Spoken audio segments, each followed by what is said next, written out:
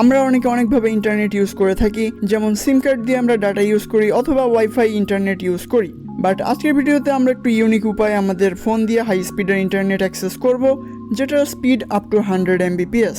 So বুঝতেই পারছেন, FTP server অথবা ইউটিউব থেকে মুভি ডাউনলোড হবে সুপার ফাস্ট স্পিডে। এবং যেসব ভাইরা আসলে অনলাইনে গেমিং করেন সেই সব ভাইরা জানেন পিং নিয়ে কতটা প্রবলেম ফেস করা লাগে। সো যারা অনলাইন গেমিং করেন তারা ভিডিওটি অবশ্যই সম্পূর্ণ দেখবেন। সো চলুন ভিডিওটি শুরু করি। আপনি যদি আমার চ্যানেলে নতুন হয়ে থাকেন তাহলে please hit the subscribe button. আমরা সাধারণত রাউটার ওয়াইফাই সিগন্যালের মাধ্যমে ইন্টারনেট অ্যাক্সেস করে থাকি, বাট আজকের ভিডিওতে চলুন আমরা ডিরেক্টলি রাউটারের সাথে আমাদের ফোন কানেক্ট করব ওয়্যারের মাধ্যমে। সো আমাদের ফোন ডিরেক্টলি রাউটারের সাথে কানেক্ট করার জন্য আমাদের প্রথমত লাগবে এরকম একটি LAN কেবল, যেটা এসেছে ডিরেক্টলি আমাদের রাউটার থেকে। এবং এই LAN কেবলটা বেসিক্যালি আমি আমার ডেস্কটপের জন্য ইউজ করি। দেন আমাদের লাগবে এরকম একটা OTG কেবল, এবং আমার হাতে যে OTG কেবলটা দেখতে পাচ্ছেন এটি খুবই নিম্নমানের। যদি আপনি একটি ভালো কোয়ালিটির OTG কেবল ইউজ করেন সেক্ষেত্রে আরও ভালো পারফরমেন্স পাবেন। দেন আমাদের লাগবে এরকম একটি LAN কনভার্টার। বেসিক্যালি এটা LAN to USB converter dongle. এটির প্রাইস নর্মালি 200 থেকে 400 টাকার মধ্যেই হয়ে থাকে। এবং যদি কোনো কম্পিউটার অথবা ল্যাপটপে এরকম ধরনের ইথারনেট পোর্ট না থাকে ইন্টারনেট অ্যাক্সেস করার জন্য, সেক্ষেত্রে আপনি এই ডঙ্গলটি ব্যবহার করতে পারেন। কানেকশন সেট আপ করার জন্য প্রথমেই আমাদের OTG কেবলের ফিমেল USB পোর্টের সাথে LAN কনভার্টারের USB মেল পোর্টটি কানেক্ট করে দিতে হবে। দেন আমাদের LAN কেবলটি আমরা ডঙ্গলে কানেক্ট করে দিব, এবং নর্মালি এটি ছিল আমাদের সকল সেট আপ। সো চলুন আমরা প্রথমে একটি নর্মাল স্পিড টেস্ট করি বেসিক ওয়াইফাইয়ের মাধ্যমে, যেমন আমরা নর্মালি ঘরে ইউজ করে থাকি।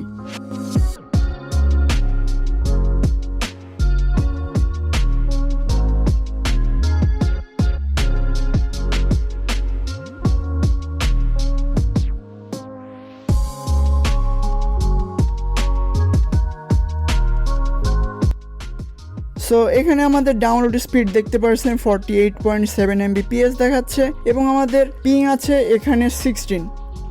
সো চলুন এবার আমরা স্পেশালভাবে ইন্টারনেট ইউজ করে দেখি কেমন রেজাল্ট পাই।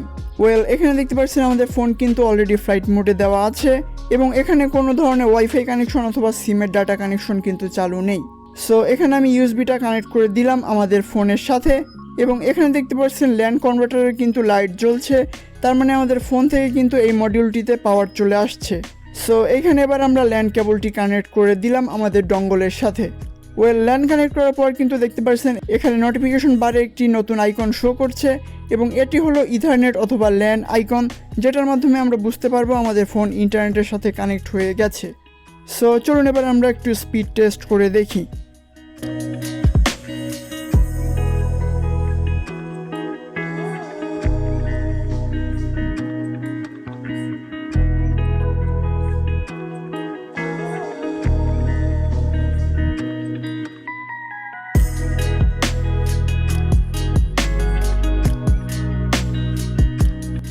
সো এখানে আপনারা দেখতে পাচ্ছেন স্পিডটা কিন্তু তুলনামূলকভাবে অনেকটা বেশি, এবং রেসপন্স টাইমও অনেকটা কম।